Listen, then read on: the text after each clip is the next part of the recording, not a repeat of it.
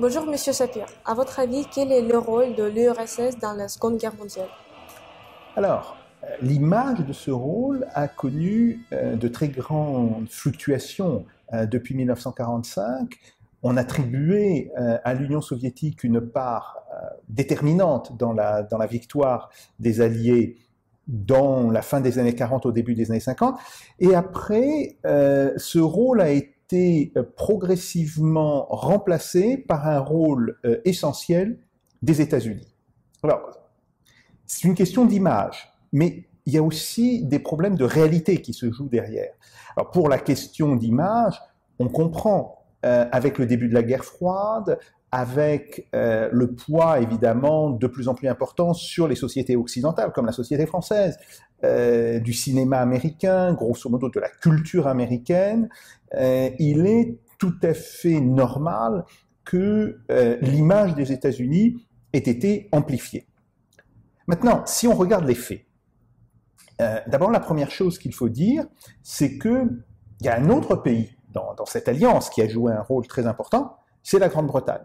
Et la Grande-Bretagne, elle apparaît toujours comme minorée dans les différents sondages.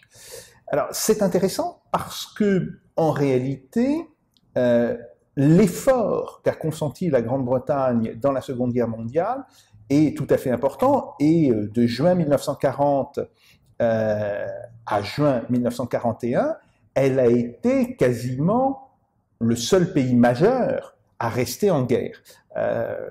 L'URSS n'est rentrée en guerre qu'avec l'attaque allemande de fin juin 1941. Les États-Unis ne sont rentrés en guerre qu'après l'attaque japonaise du 7 décembre 1941. Donc, il faut d'abord dire une chose, c'est que tous ces sondages donnent une image assez fausse de ce qu'a été la Seconde Guerre mondiale.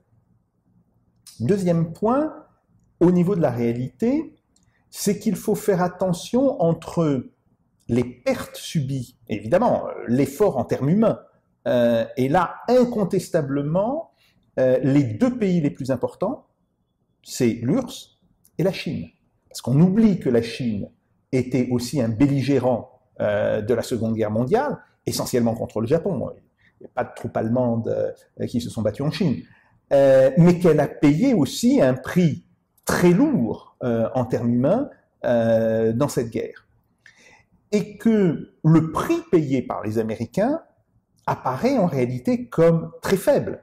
Grosso modo, les Américains n'ont payé qu'une petite fraction du prix payé par l'Union soviétique, qu'une petite fraction du prix payé par la Chine, une petite fraction payée même par l'Allemagne. Donc, d'un point de vue humain, il est très clair que le rôle de l'URSS a été extrêmement important.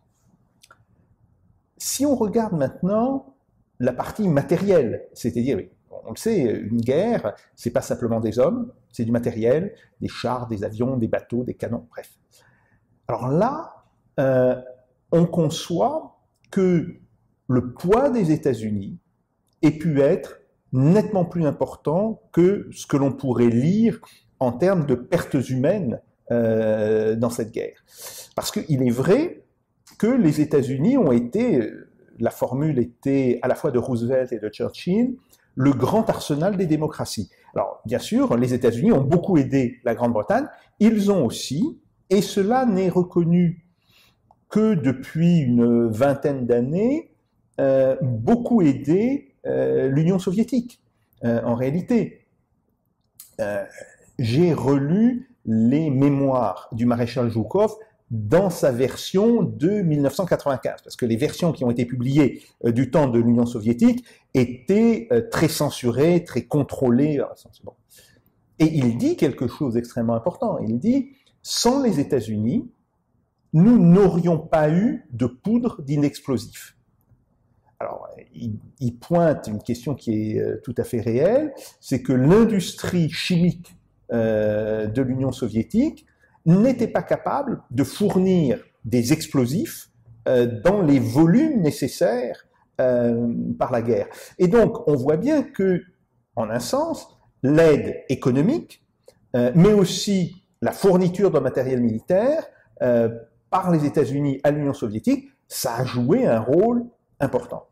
Et donc, si on veut reprendre cette question d'image, on se rend compte que en 1945-46, dans les premiers sondages qui ont été faits, le poids des États-Unis était, je dirais, injustement minoré, parce que, et c'est une réaction très humaine, les contemporains étaient surtout sensibles aux pertes humaines. Et ils savaient que l'Union soviétique avait perdu plus de 20 millions de personnes. C'est le chiffre d'ailleurs qui a été donné par Staline très vite. Il a été donné, je crois, dès la conférence de Potsdam en 1945. On sait maintenant que ces pertes humaines se situent entre 26 et 28 millions. Bon. Mais disons déjà 20 millions, ça paraissait énorme. Bon. Il y a aussi des batailles qui ont été des batailles absolument titanesques.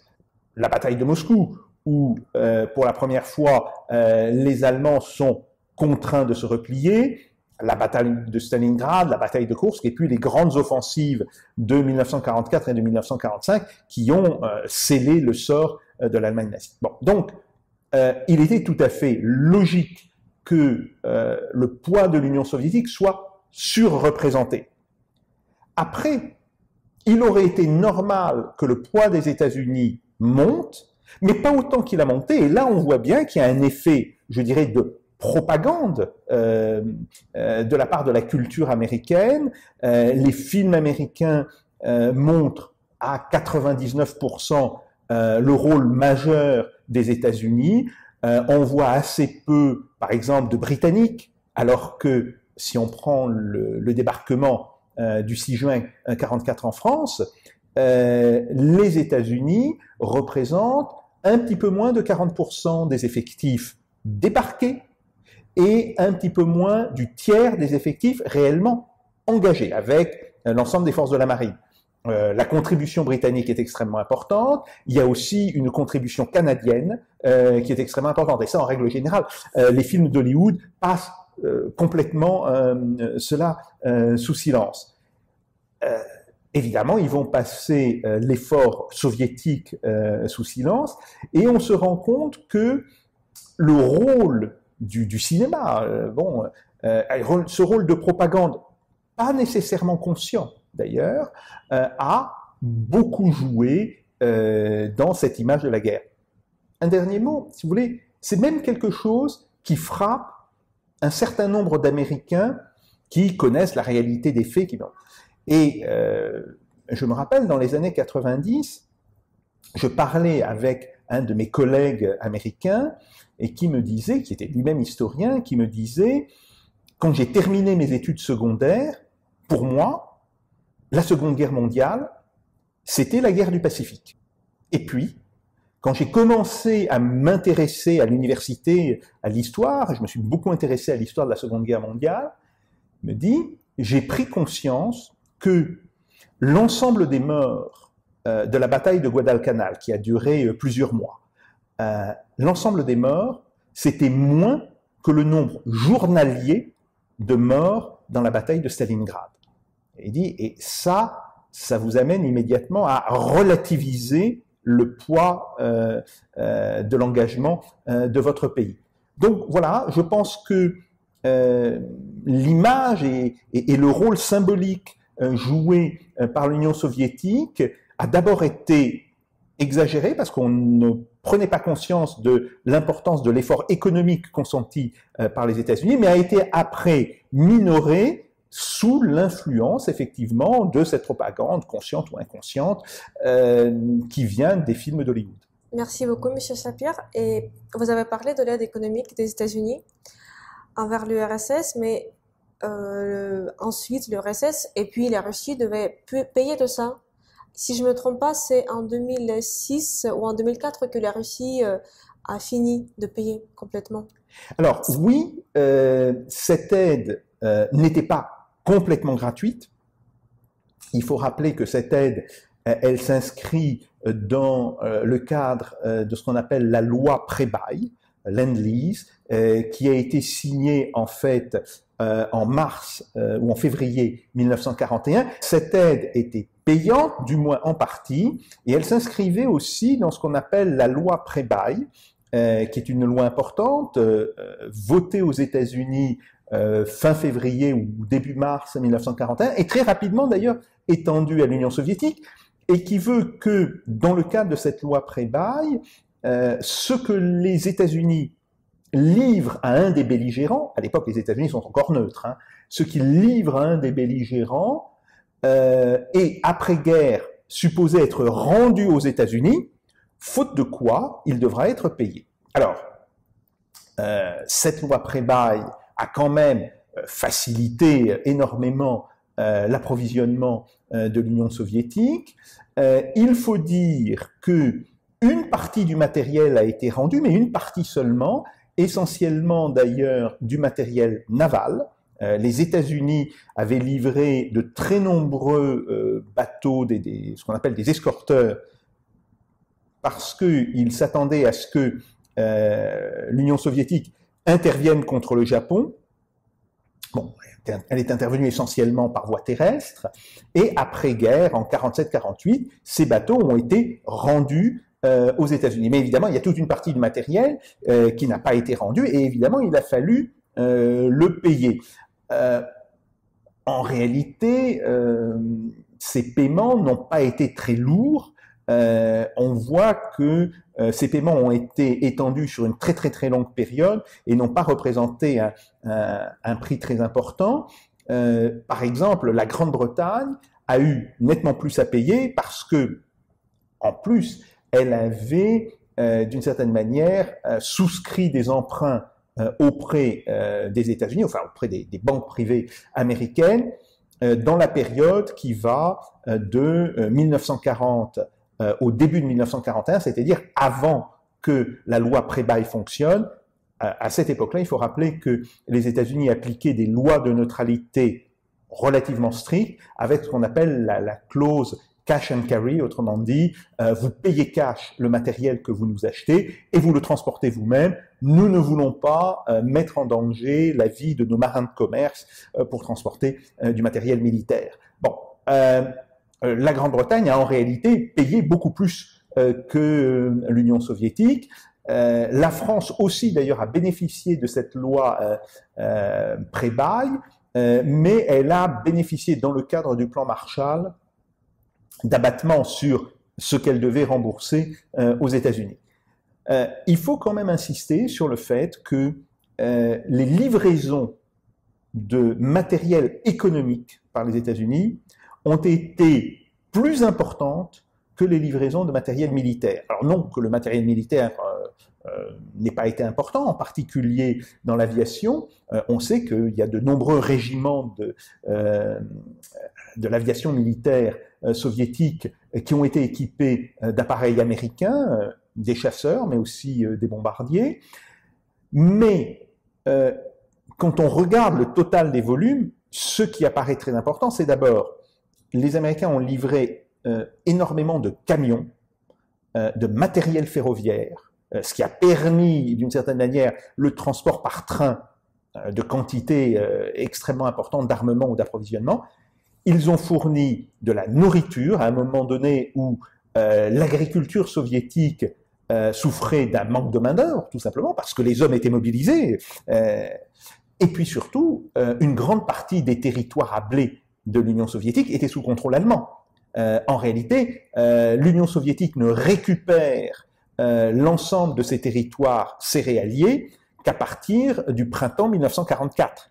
Donc, il faut quand même bien nourrir les gens, il faut nourrir les soldats, donc ils ont de la nourriture, et puis surtout des matières premières industrielles, et les matières premières industrielles les plus importantes, ça a été des produits chimiques, comme je l'ai dit tout à l'heure, et c'était reconnu par Zhukov.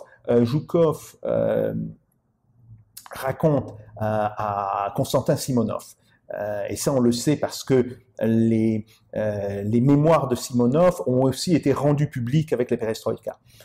Et Simonov va interviewer Zhukov, je crois que c'est en 61 ou 62. Et Zhukov lui dit mais c'est absolument insensé la manière dont le gouvernement ne veut pas reconnaître l'ampleur des livraisons américaines, parce que s'il n'y avait pas eu ces livraisons, nous n'aurions pas eu de poudre. Et donc, le fait qu'un militaire de la stature de Zhukov soit conscient de ce problème, ça implique bien cette réalité. Bon, il y avait d'autres matières premières. Les États-Unis ont livré beaucoup d'essence d'aviation, parce que là aussi, les capacités de raffinage, pas les capacités d'extraction, mais les capacités de raffinage de l'Union soviétique avaient été largement détruites lors de l'attaque allemande. Ils ont fourni de l'aluminium, etc. Donc, il faut bien tenir compte de cela. Ce sont les soldats soviétiques qui ont porté le poids majoritaire de cette guerre, c'est incontestable, mais ils n'auraient pas pu le faire sans l'aide américaine à partir de début juillet 1941, puisque je vous lis, la loi Prébaille a été étendue à l'Union soviétique extrêmement rapidement, peut-être 2 ou 3 semaines après le début de la guerre. Merci beaucoup. Une autre question. Vous avez dit, après la guerre, le rôle de l'URSS a été exagéré. Je vais ajouter sur l'écran les sondages de l'IFOP de l'époque. Et après, le dernier sondage, il date de 2015, le rôle de l'URSS est négligé. À votre avis, quel serait le pourcentage équilibré de l'apport de chaque pays, y compris la Grande-Bretagne, la France? Bon, il y a toujours un problème dans ce genre de sondage, parce que c'est des sondages qui portent essentiellement sur des représentations. Je pense que, et il est évidemment très difficile de comptabiliser qu'est-ce que vaut la vie d'un homme, qu'est-ce que vaut l'apport en matériel qui va aider ces hommes à se battre, etc. Bien. Mais si on disait que l'Union soviétique a porté à peu près la moitié du poids de cette guerre.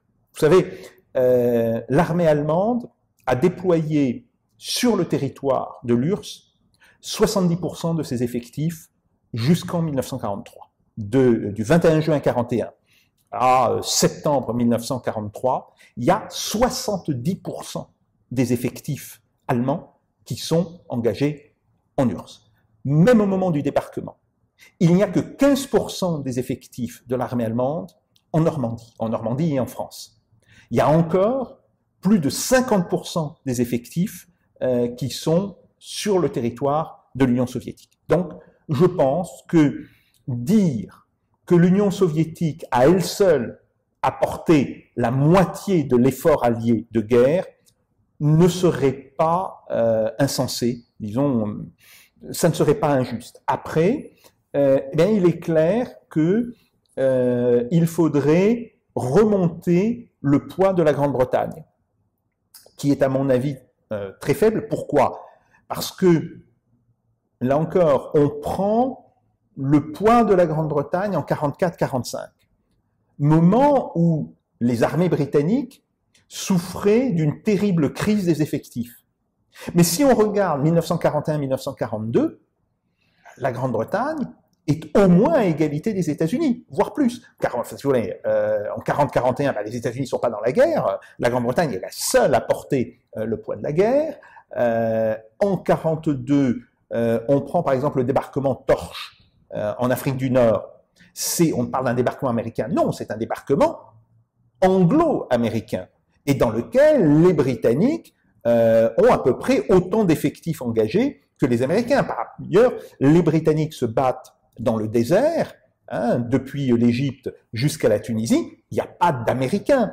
Hein. Bon, on a quelques milliers, mais c'est essentiellement des aviateurs, il n'y a pas de troupes américaines sur ce front. Bon, donc, je pense aussi que le poids de la Grande-Bretagne devrait être augmenté.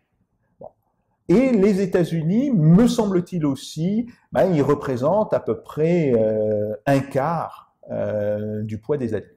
Merci beaucoup, M. Sapir. En Russie, il y a un avis que l'URSS aurait pu gagner même sans une aide extérieure ou même sans l'ouverture du deuxième front. Qu'est-ce que vous en pensez? Alors ça, c'est faux. Ça, je le dis tout de suite, c'est faux. D'abord, l'Union soviétique n'aurait pas pu continuer la guerre de 42 à début 43 sans l'aide matérielle des Britanniques et des Américains. Ça, il faut savoir, ça a été, ou plus exactement, elle n'aurait pas pu passer à l'offensive, en particulier à Stalingrad, comme elle l'a fait. Sans les livraisons de camions américains, elle n'aurait jamais pu monter les grandes offensives qu'elle a montées, que ce soit après Koursk, que ce soit en 1944, ce qu'on appelle Bagration, l'opération Bagration. Bon. Donc, il faut vraiment comprendre que l'aide technique et l'aide matérielle des Américains, elle a joué de manière extrêmement importante. Inversement, sans les pertes consenties par l'armée soviétique, jamais les États-Unis ni l'Angleterre n'auraient été capables de vaincre Hitler. Il faut savoir que si l'Union soviétique n'avait pas affronté entre 70 et 50% de l'armée allemande, jamais le débarquement de Normandie n'aurait pu avoir lieu, tout simplement. C'était absolument impossible.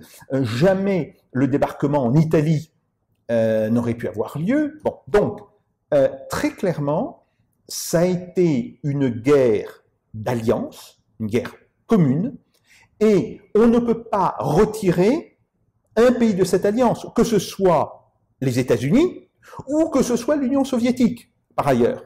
Je le répète, jamais les Américains n'auraient pu gagner à eux seuls cette guerre, même avec les Britanniques. Inversement, l'Union soviétique ne pouvait pas gagner à elle seule cette guerre. Monsieur Sapir, et en Russie actuelle, la fête de la victoire, c'est la fête la plus importante de l'année. À votre avis, pourquoi c'est le cas?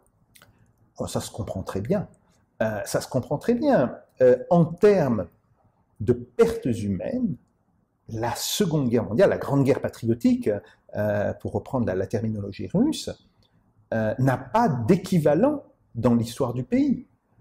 En plus, il faut le savoir, c'était une guerre où le peuple russe, les peuples de l'Union soviétique, jouaient leur survie. Parce que la volonté des Allemands, c'était de faire une forme d'esclavage de l'ensemble des peuples concernés. Donc, oui, il est tout à fait naturel que le jour de la victoire, donc le 9 mai, puisque effectivement, du point de vue de l'horloge soviétique, là, ça se passe le 9 mai, ça se passe dans les premières heures du 9 mai et non pas le 8 mai, bon, il est tout à fait normal que ce soit la fête principale et que la mémoire de la Seconde Guerre mondiale soit extrêmement vivante en Union soviétique. Donc ça, c'est pas du tout anormal. Par contre, le discours qui consiste à dire « nous avons tout fait tout seul » ne me semble pas correspondre à la réalité. Et vous avez de la famille russe, oui, des racines russes. Tout à fait. Dans votre famille, quelqu'un a combattu dans la Seconde Guerre? Alors, les personnes étaient soit trop âgées, soit trop jeunes. Mais ce sont des cousins de mon père qui vivaient à Leningrad et le père et la mère sont morts pendant le siège. Je ne sais pas comment sont morts ces gens. Est-ce qu'ils sont morts dans des bombardements allemands? Est-ce qu'ils sont morts de la famine dans le siège? N'a survécu que leur fille, qui a fait des études et qui après s'est mariée à un ingénieur du centre de recherche sur l'énergie atomique de Leningrad. Voilà, c'est la seule famille qui me reste en Russie. Mais donc, elle a payé le prix aussi de la Seconde Guerre mondiale. Et en ce moment, on va bientôt fêter le 75e anniversaire de la victoire dans la Seconde Guerre mondiale, ou comme on l'appelle en Russie, la Grande Guerre patriotique. Et ces derniers temps, sur Arte, il y avait beaucoup de documentaires sur le Goulag. Vraiment, je pense plus de 3 en un mois ou en 2 mois. Est-ce que ça pourrait être, par exemple, la contre-propagande du rôle de l'URSS pour montrer notre face? Vous savez, les films que Arte est en train de repasser, ils ont été diffusés pour la première fois en 2013. Donc, en fait, Arte, comme elle le fait souvent, recycle des choses. Alors, s'ils le font maintenant, on peut penser qu'il y a une volonté politique, mais cette volonté politique n'est pas évidente. Je pense plutôt que c'est, et c'est pas tellement sur Arte, c'est sur l'ensemble des autres chaînes, le fait qu'il n'y ait pas le point de vue soviétique sur cette guerre, de manière cinématographique. Qu'est-ce qu'on montre sur les différentes télévisions, que ce soit la première chaîne, la deuxième, la troisième chaîne? Bon. C'est essentiellement des films américains. C'est quoi? C'est Il faut sauver le soldat Ryan, si on prend un film récent, ou des films plus anciens, comme Le jour le plus long, ou Paris brûle-t-il. Bon. Mais ça, c'est quelque chose qui m'a aussi toujours beaucoup interrogé. Pourquoi est-ce que l'Union soviétique, et puis la Russie, surtout, n'a pas fait de film historique retraçant son rôle et retraçant les grandes batailles dans lesquelles l'armée soviétique a participé? Il est facile, d'une certaine manière, d'attaquer les films hollywoodiens, qui sont loin d'être parfaits, hein, bon, qui donnent une image très américano-centrée de cette guerre. Mais si la Russie ne produit pas ses propres films, qui va les produire à sa place aussi? Il y a là un manque.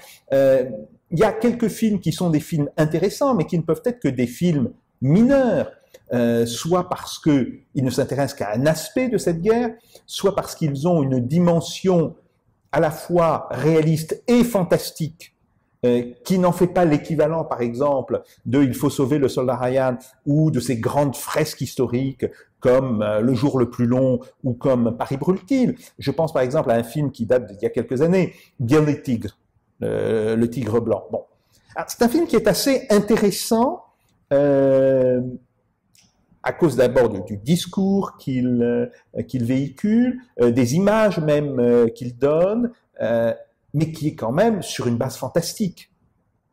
Donc, c'est le manque de films réalistes à grand spectacle, de grandes reconstitutions, qui là jouent contre la Russie, mais là, le problème, je pense que les autorités russes ne peuvent s'en prendre qu'à elles-mêmes. Pourquoi n'ont-ils pas demandé à leurs cinéastes de faire des films retraçant de manière moderne les grandes batailles? Le film sur Stalingrad le plus récent, c'est le film qui s'appelle Stalingrad en français, en anglais Enemy at the Gates, qui raconte l'histoire de ce tireur d'élite, on dit un sniper, Zaitsev. Mais d'abord, c'est un film qui ne prend la bataille de Stalingrad que par le petit bout de la lorgnette, hein, très clairement, et qui le traite de manière très occidentale. Pourquoi les Soviétiques n'ont-ils pas fait un film montrant la bataille de Stalingrad moderne? Il y a eu des films qui ont été faits là-dessus dans les années 50 et le début des années 60.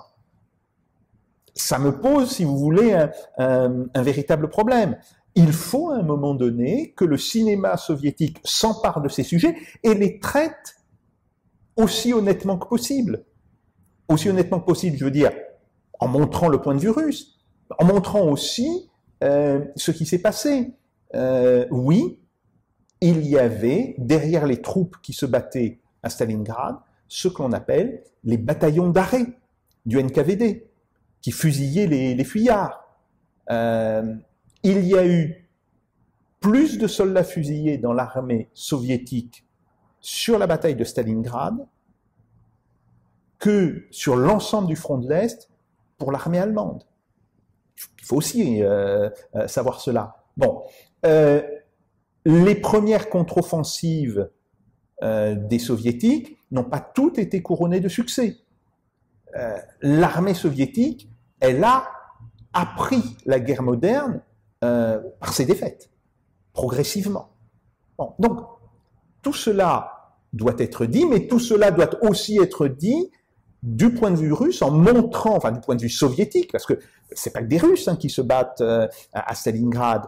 Il y a des Ukrainiens, il y a quelques Biélorusses, il y a des gens du Caucase du Nord, il y a des gens de l'Asie centrale. Bon, et montre d'une certaine manière cette espèce d'immense sursaut patriotique qui a permis à l'armée rouge de battre les Allemands à Stalingrad, puis après à Koursk, et puis de mener les grandes offensives comme Bagration ou l'opération Vistulodère.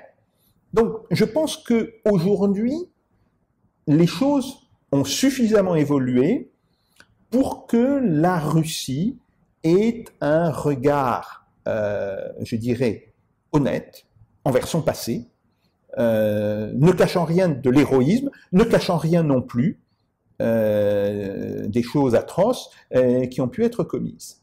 Et moi, ce qui me frappe, c'est que il existe un film équivalent sur l'Afghanistan. C'est la 9e compagnie. La 9e compagnie que j'ai vue est un film relativement honnête, qui montre les conditions d'incorporation des recrues dans le système soviétique. Bon, il montre toute une série de choses que je connais, mais qui ne sont pas nécessairement connues d'un public occidental. Pourquoi ce type de film n'est-il pas possible sur la Seconde Guerre mondiale? Est-ce que les cinéastes russes, les dirigeants russes, ont peur d'écorner un mythe? Mais de quel mythe s'agit-il? Je ne pense pas qu'il y ait beaucoup de familles qui ignorent les souffrances de cette guerre, que ce soit parce que ces familles ont eu un mort, 2 morts, beaucoup, que ce soit parce que dans ces familles, il y a eu des gens qui ont été réprimés. Oui, mais comme tout ceci est connu, pourquoi ne pas le mettre dans un film? Donc voilà, là vraiment j'ai une véritable interrogation. Les Américains sont capables de faire ce type de grande fresque, et pour l'instant, les Russes n'ont pas fait une grande fresque. Alors qu'après ils disent, bah oui, c'est essentiellement le point de vue américain qui domine. Oui, mais si vous ne faites pas ce genre de fresque à grand spectacle, avec une mise en scène moderne, avec des moyens modernes, vous ne lutterez pas contre la machine de Hollywood. J'ai une petite idée que ça pourrait être peut-être lié à l'image de Staline. Peut-être que c'est à cause de ça, parce que si on parle de la guerre, il faudrait pas parler de Staline, peut-être de son apport. Tout à fait, tout à fait. Alors ça c'est aussi une grande question. Il y a des ouvrages d'historiens sur Staline. Il y en a même de très bons actuellement en Russie. Et si vous voulez, personne ne conteste le fait que Staline était un dirigeant cruel. Bon. Personne ne conteste le fait qu'il a commis des erreurs importantes. Mais personne ne doit non plus ignorer le fait qu'il a joué un rôle important, que les différents maréchaux soviétiques, Zhukov, Konev, qui ont écrit leur mémoire, Chuikov, Yeremenko, bon, reconnaissent tous le fait que Staline a joué un rôle important dans cette guerre. Et là, si vous voulez, le problème, c'est que après le culte de la personnalité qui a entouré Staline, on a eu au moment de la déstalinisation, qui est une bonne chose, qu'il fallait faire, et il faut saluer le courage de Khrouchtchev quand il fait son fameux discours au 20e congrès. Mais Khrouchtchev dit des choses qui sont aussi fausses. Il dit, par exemple, Staline ne savait pas lire une carte. Nous avons l'ensemble des témoignages des militaires qui entouraient Staline, ce qu'on appelait la Stavka, donc le haut commandement de l'armée soviétique.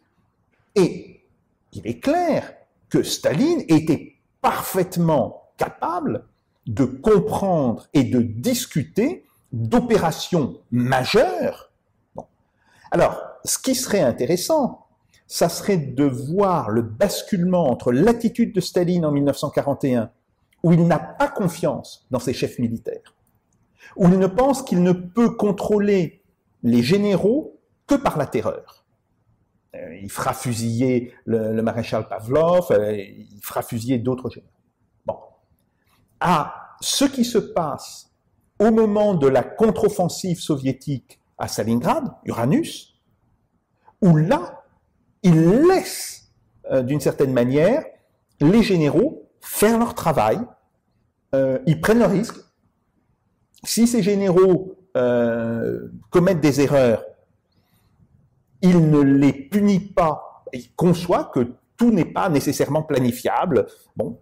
Et donc, ce qui est intéressant aussi de voir, c'est comment Staline a basculé d'une position assez paranoïaque en 1941 à une position beaucoup plus réaliste et je dirais objective entre 42, 43, 44, avant de revenir à la position initiale en 1945, mais pour des raisons là qui se comprennent parfaitement, c'est que il comprend que les combats de 1945 vont déterminer les conditions de paix que l'Union soviétique pourra faire quand viendra le moment de la paix en Europe. Bon. Et là, d'une certaine manière, c'est beaucoup plus compréhensible que son comportement à l'été 41 ou à l'automne 41. Donc, il faut aussi traiter cela. Il faut traiter le fait que Staline était un adepte du principe de la culpabilité collective, que quand on fusillait un soldat, c'était l'ensemble de sa famille qui était réprimé aussi. Bon, il ne faut pas cacher ce genre de choses, mais dire que Staline était parfaitement incompétent en matière militaire, c'est aussi complètement faux. Donc, je crois là aussi que le peuple russe, je dirais plus largement les peuples de l'Union soviétique, mais le peuple russe, est aujourd'hui suffisamment bien informé, il y a suffisamment d'ouvrages d'historiens, il y a le livre de Volgokonov, il y en a d'autres qui sont très importants, bon, pour que l'on puisse traiter de manière honnête, de manière objective, de ce qu'a été le rôle de Staline. Oui, dans la Seconde Guerre mondiale, Staline a fait des erreurs extrêmement graves. Oui, Staline a eu un mode de commandement qui a coûté très cher à l'armée rouge, en particulier en 1941 et au début de l'année 1942. Bien. Mais il n'a pas eu que ce mode de commandement. Et d'une certaine manière, ce qui est intéressant, c'est que plus la guerre dure, et plus Staline revient vers la réalité. On peut penser qu'il était assez détaché de la réalité en 1941. Il revient vers la réalité.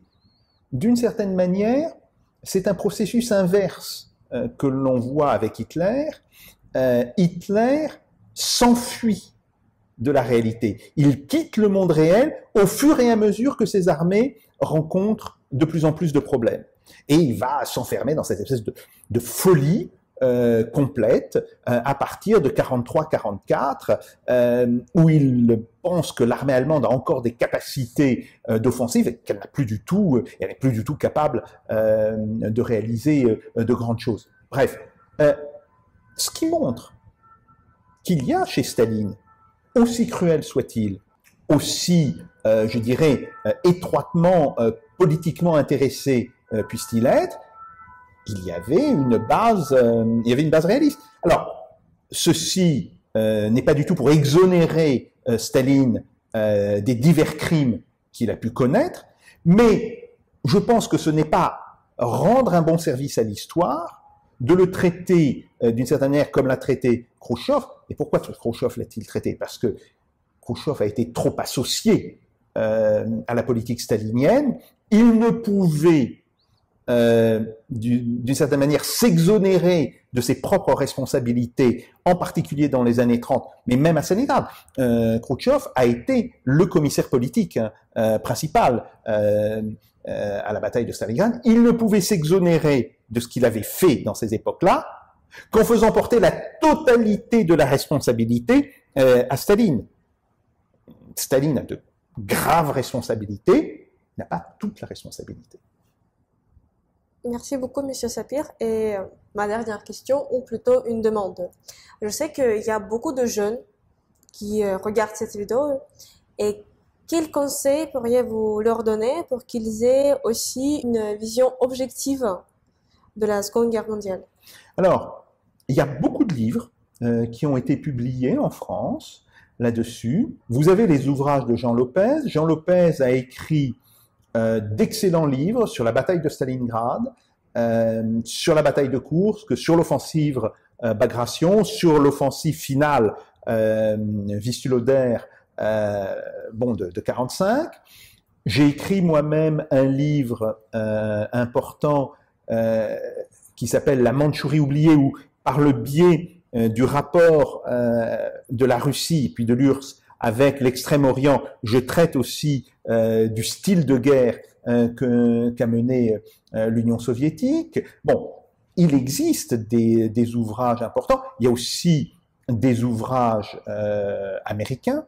Il y a évidemment l'ouvrage de John Erickson, The Road to Stalingrad. Bon, ça serait plutôt pour des gens qui seraient anglophones. Oui, je pense qu'il y a maintenant des livres importants. Il y a le dernier ouvrage que vient de publier Jean Lopez sur l'opération Barbarousse, qui s'appelle Barbarossa.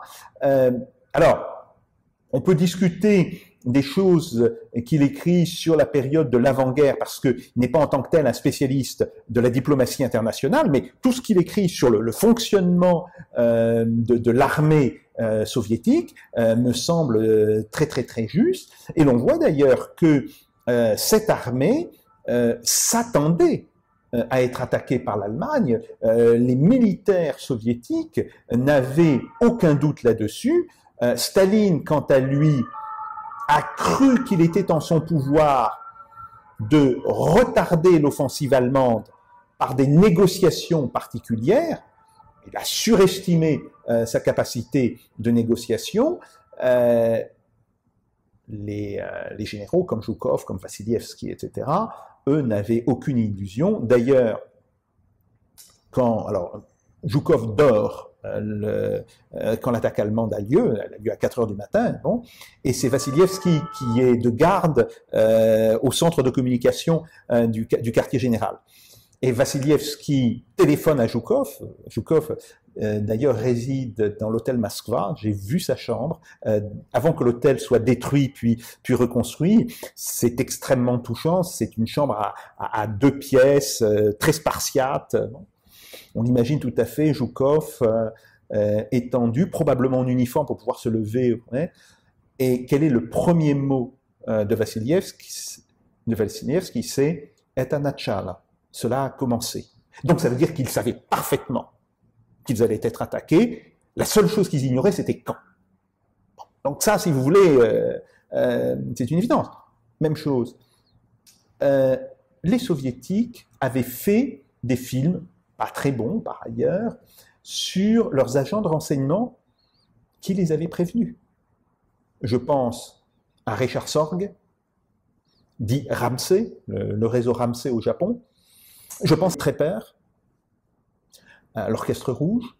Bon, pourquoi ne pas reprendre cela et de le reprendre à la lumière de ce que l'on sait, à la lumière des archives qui ont été déclassifiées, etc. Donc, je le redis, il y a un grand potentiel aujourd'hui et d'une certaine manière, à la fois, bon, il y a tout ce qui a été écrit, mais je pense que c'est surtout d'un point de vue cinématographique que la Russie a d'une certaine manière laissé passer cette opportunité de valoriser, tout en restant très honnête avec la réalité, de valoriser sa participation dans la Seconde Guerre mondiale. Merci beaucoup. Merci.